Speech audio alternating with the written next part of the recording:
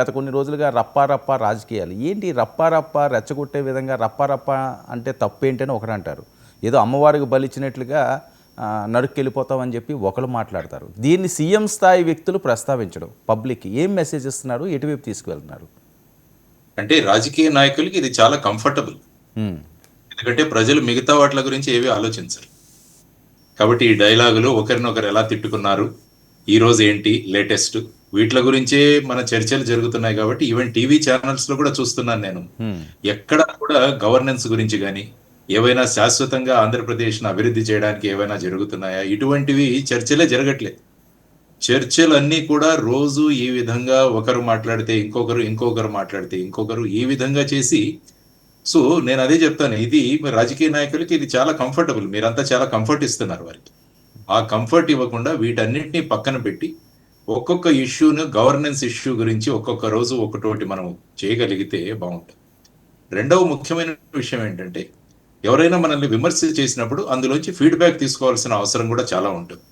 అంటే ప్రతి ఒక్కరు కూడా మనల్ని మెచ్చుకోరు.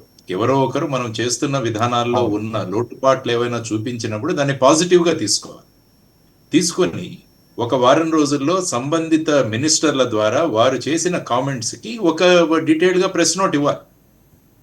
ఫర్ ఎగ్జాంపుల్, జగన్మోహన్ రెడ్డి గారు ఈ విషయం మీద మాట్లాడారు కాబట్టి ప్రభుత్వం ప్రస్తుతం ఉన్న పరిస్థితి ఇది. మొన్న నాదెండ్ల మనోహర్ గారు ఎక్కడో మాట్లాడుతూ నేను చూశాను.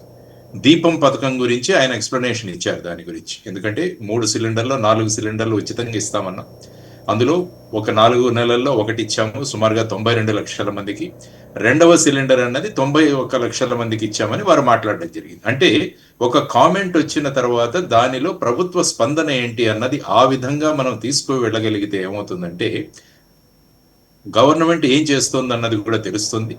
సో ఆ విధమైన రాజకీయాలు, ఆ విధమైన ఆలోచనలు ఉంటే బాగుంటుంది. తరువాత ఎవరైనా మాట్లాడి అనవసరంగా ప్రజలలో వివాదాలను రెచ్చగొడుతుంటే మన చట్టాలు ఉన్నాయి. చట్టాలను బట్టి వాళ్ళ మీద యాక్షన్ తీసుకునే అవసరం ఉంది. ఈ చర్చలు అనవసరం. యాక్చువల్ గా మనం టీవీలో చర్చలు కాకుండా చర్చలు పెట్టి అవుతుందా లేదా, వారి మీద కేసు అవుతుందా లేదా, ఇది టీవీలో డిస్కస్ చేయాల్సిన అంశాలు కాదు. చట్టంలో స్పష్టంగా చెప్పింది, ఇటువంటి మాటలు మాట్లాడితే ఏ సెక్షన్ కింద అది నేరం, దాని మీద ఎఫ్ఐఆర్ బుక్ చేయాలి అన్న ధోరణిలో వెళ్ళిపోవాలి. కానీ ఈ చర్చలను కొనసాగించుకుంటూ వెళుతుంటే ఏమవుతుందంటే, ప్రజలు కూడా దానికి అలవాటు పడిపోతారు. రాజకీయ నాయకులకి కంఫర్ట్ లెవెల్ దొరుకుతుంది. దానివల్ల రాష్ట్రానికి ఒరిగేది కూడా ఏం లేదు. అనవసరంగా ప్రజల్లో చిచ్చులు, ఒకరి నుంచి ఒకరు దూరం అయిపోవడం, ఈ విధమైన పరిస్థితుల్లో ఉంది. కాబట్టి అందుకనే పార్లమెంటరీ లాంగ్వేజ్ అంటాం మనం ఎప్పుడు కూడా. పార్లమెంటుకు వెళ్లేవాళ్ళు, శాసనసభకు వెళ్లేవాళ్ళు ఒక విశిష్టమైన పద్ధతిలో మాట్లాడాలన్నది మనం అంతా ఎక్స్పెక్ట్ చేస్తాం. కానీ అటువంటి వాళ్లే ఈ విధమైన పదజాలాన్ని ఉపయోగిస్తున్నప్పుడు మరి వాళ్ళని నివారించే వాళ్ళు ఎవరు, వారించేవారెవరు? ఇది మనం చూసుకోవాలి. సార్, దీని మీద కూడా కేసులు పెట్టే అవకాశం ఉంటుందండి? డెఫినెట్ గా పెట్టవచ్చు. అసభ్య పదజాలం లేకుంటే ప్రజలను రెచ్చగొట్టడం, ఈ విధంగా చేసేటప్పుడు కూడా అందులో సంబంధిత సెక్షన్లు ఉన్నాయి మనకు, చట్టాలు. వాటి మీద చేసి ఆ విధంగా చేయాలి. ఆ తర్వాత ఎవరినైనా డిఫమేషన్ జరిగినట్టు ఉంటే దాన్ని బట్టి డిఫమేషన్ కేసులు కూడా వాళ్ళు వెళ్ళి కోర్టులో వేయచ్చు. అంటే ప్రతి దానికి మనం చట్టబద్ధంగా ఏం చేయగలం అన్నది ఆలోచించగలిగితే ఉందంటే, ఈ విధమైన టెండెన్సీ ఏదైతే ఉందో అది కూడా తగ్గుతుంది. లేకుంటే ఏమీ అవ్వట్లేదు కాబట్టి మేము ఇష్టం వచ్చినట్టు మాట్లాడతాం. ఇది ఒకరి గురించి మాట్లాడలేదు నేను, అందరూ వీరొకరు మాట్లాడగానే వెంటనే వారిని ఇమిటేట్ చేస్తూ ఇంకొకరు మాట్లాడతారు. ఇక పెద్ద పెద్ద బహిరంగ సభల్లో కూడా ఈ డైలాగులు, సినిమా డైలాగులు మాట్లాడడం అంటే this is playing to the gallery అంటాం దీన్ని. ప్లేయింగ్ టు ది గ్యాలరీ అంటే మనం ప్రజలను చూసి దాన్ని బట్టి వాళ్ళను, మన మాటల్ని వాళ్ళు, అంటే ఇందులో ఏమవుతుందంటే మన గౌరవాన్ని మనం కోల్పోతున్నాం ఫైనల్. అది కూడా రాజకీయ నాయకులు గమనించాలి. తాత్కాలికంగా మీకు కొంతసేపు కొద్దిగా ఒక హైప్ దొరకచ్చు కానీ, బట్ లాంగ్ రన్ లో మీరు ఆలోచిస్తే మనం ఏం చేస్తున్నాం, బేసిక్ గా ప్రజలను ఏ విధంగా మార్గదర్శనం చేస్తున్నామన్న దాని గురించి. ఎందుకంటే మీరందరూ కూడా ప్రజాప్రతినిధి, ప్రజలు మిమ్మల్ని ఎన్నుకున్నారు వాళ్లకు ప్రాతినిధ్యం వహించమని. వాళ్ళందరికీ మీరు ఈ విధమైన పదజాలం కానీ, ఈ విధమైన భావోద్వేగాలను కానీ రెచ్చగొడితే అదేమవుతుందంటే, ఫైనల్ గా రేపు ఎవరో ఒక ఇన్వెస్ట్మెంట్ పట్టేవారు ఏమనుకుంటారు, ఈ రాష్ట్రంలో ఎందుకురా ఈ గొడవలు జరుగుతున్నాయి ప్రతిరోజు, కాబట్టి ఈ రాష్ట్రానికి నేను ఎందుకు రావాలి, ఎందుకు నేను పెట్టుబడి పెట్టాలి ఇక్కడ. కాబట్టి ఆ విధంగా పెట్టుబడులు కూడా దూరం అయ్యే అవకాశం ఉంటుందని అందరూ కూడా గ్రహించాలి. సార్ కాబట్టి వీటిని ఎక్కువగా కన్సిడరేషన్ ఇవ్వకుండా వాటిని చట్టబద్ధంగా ఏదైనా చట్టానికి వ్యతిరేకంగా జరిగితే దాని మీద కేసులు పెట్టి దాని మీద వాళ్ళు యాక్షన్ తీసుకుంటూ వెళ్ళిపోవాలి. కానీ ఇలా మనం డిబేట్లు పెట్టుకుంటే ఏమవుతుందంటే ఇక దానివల్ల ఒరిగేదే లేదు. అంటే ఇందులో అంటే వాళ్ళు సమర్థించేది కూడా ఇందులో తప్పే ఉంది అంటున్నారు. జస్ట్ బయట వినండి సార్ ఒకసారి, ఆ బయట ప్లే చేయటం జగన్ గారిది. వేధించాడు. సినిమా డైలాగుల్ని పోస్టర్లుగా పెట్టినందుకు ఇద్దరిని రిమాండ్కు పంపారు. సినిమా డైలాగులను పోస్టర్లుగా పెట్టినందుకు నేను అడుగుతా ఉన్నా, నీకు అంత కష్టంగా ఉంటే సెన్సార్ బోర్డులో దానికి ఎందుకు పర్మిషన్ ఇవ్వాలా? డైలాగులు తీసేయండి. ఇంకా బాలకృష్ణ సినిమాలు, పవన్ కళ్యాణ్ సినిమాలు చూస్తే ఇంకా పెద్ద పెద్ద డైలాగులు కనిపిస్తాయి.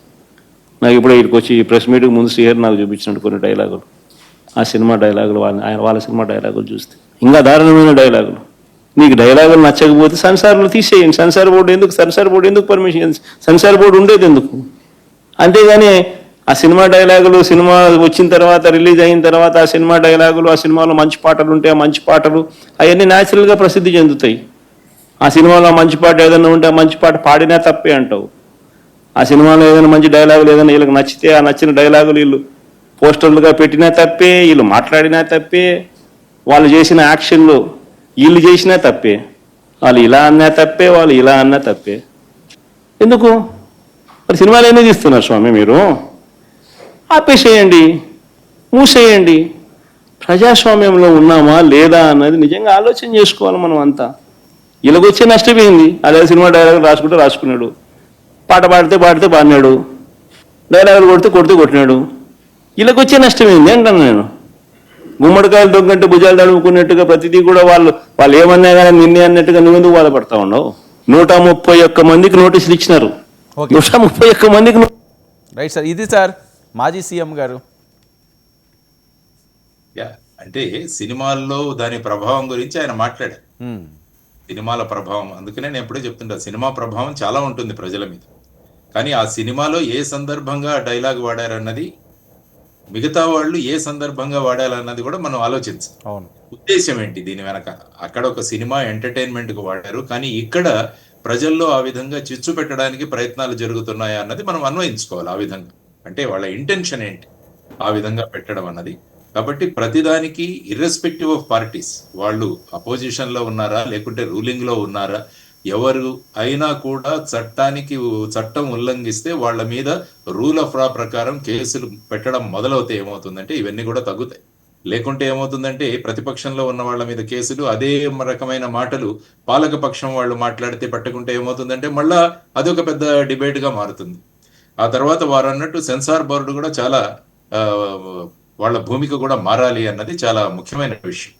అంటే ఏ విధమైన వైలెన్స్ ఈ మధ్య సినిమాల్లో వస్తుందో, ఈ విధంగా అసభ్యకరమైన మాటలు, తర్వాత సీన్లు ఇవన్నీ కూడా చూపించడం జరుగుతుందో, వీటన్నిటి మీద ఖచ్చితంగా చర్యలు అయితే జరగాలి అన్నది మనం ఆలోచించాల్సిన అంశం. అందుకని నేను మెయిన్ పాయింట్ అంటే రూల్ ఆఫ్ లా, ఎవరు చట్టాన్ని అతిక్రమించినా వారి మీద కేసులు జరిగేటట్టు ఉంటే అప్పుడేమవుతుందంటే అందరూ కూడా సరిగా ప్రవర్తిస్తారు. అది మనం నేర్చుకోవాల్సిన అంశం.